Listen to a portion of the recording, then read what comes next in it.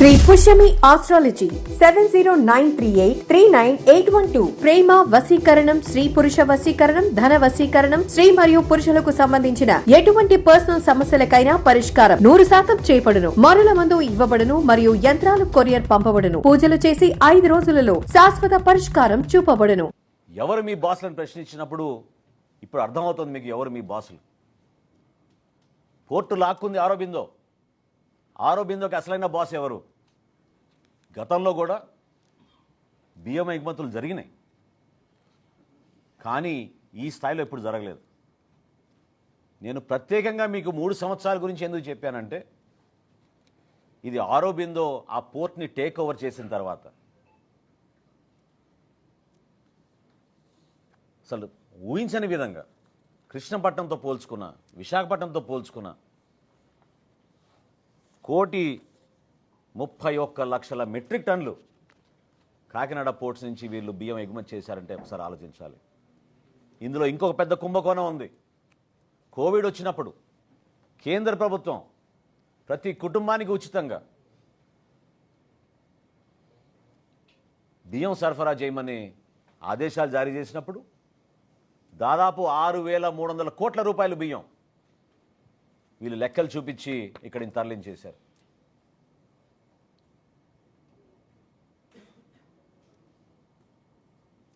రెండు 2020, 2021, 2022 ఈ 4 పోర్టులు కూడా నేను మీకు చెప్పిన లెక్కలు కోవిడ్ అప్పుడు జరిగిన ఎగుమతులు.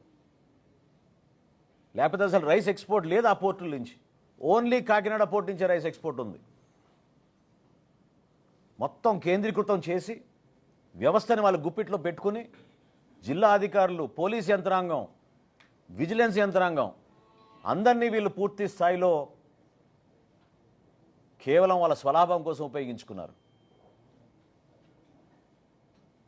ఎందుకు మాట్లాడలేదు ఇదే కన్నబాబు గారు, ఇదే ద్వారంపూడి చంద్రశేఖర్ రెడ్డి గారు గతంలో ఎందుకు మాట్లాడలేదు? వాళ్ళకేమున్నాయి వాటాలు అక్కడ? మానస కంపెనీకి 7 ఎకరాలు భూమి ఇవ్వలేదా పోర్టులో?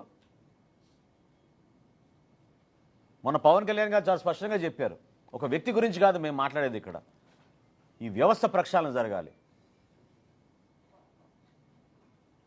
పూర్తి స్థాయిలో లోతుగా పాతుకుపోయిన వ్యవస్థని ప్రక్షాళన చేయడం కోసమే చేస్తున్న ప్రయత్నం ఇది.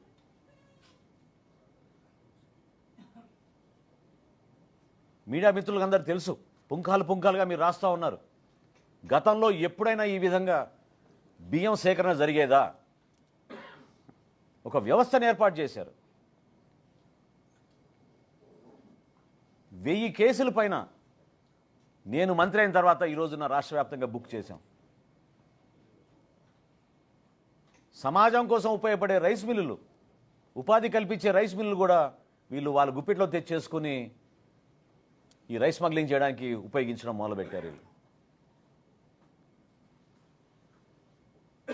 ప్రధానమైన ఆలోచన ప్రతి ఒక్కరిలో రావాల్సింది ఏంటంటే, ఈ రోజున కాకినాడ సీ పోర్ట్ని జగన్మోహన్ రెడ్డి గారు తన చేతుల్లో లాక్కోవడానికి ఇంత దౌర్జన్యం ఎందుకు చేశారు? ఎందుకు కేవీ రావు గారి కుటుంబాన్ని ఈ విధంగా హింసించి ఇబ్బంది పెట్టి భారతదేశంలో కార్పొరేట్ చరిత్రలో ఎప్పుడు లేని విధంగా బలవంతంగా 41% వాటా బిగ్గెస్ట్ షేర్ హోల్డర్గా మార్చారు ఆరోబిందో రియాలిటీని ఈ రోజున.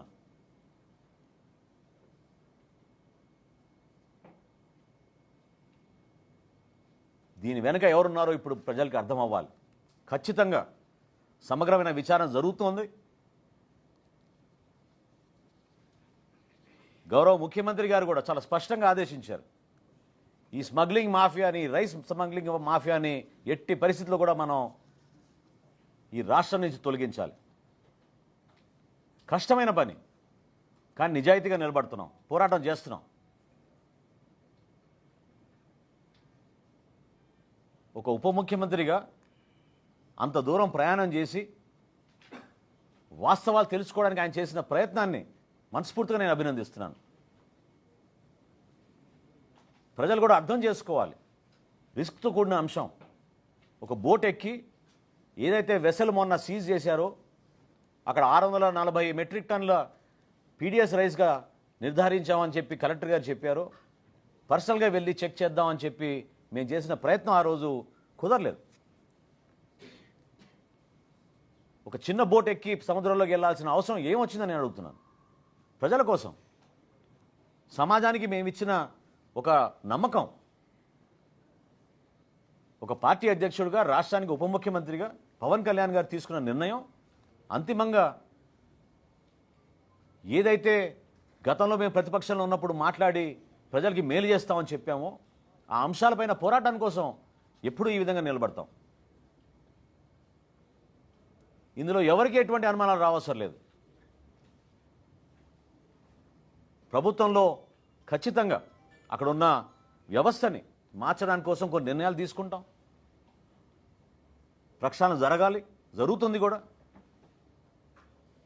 అదేవిధంగా అంతిమంగా ఇంత అద్భుతమైన పథకం సామాన్యులకి, ప్రజలకి అందించాల్సిన ఈ బియ్యం ఈ విధంగా దళారుల చేతిలోకి వెళ్ళిపోయి ఇంత నష్టం కలిగించినప్పుడు అరికట్టాల్సిన బాధ్యత కూడా మా పైన ఉంటుంది.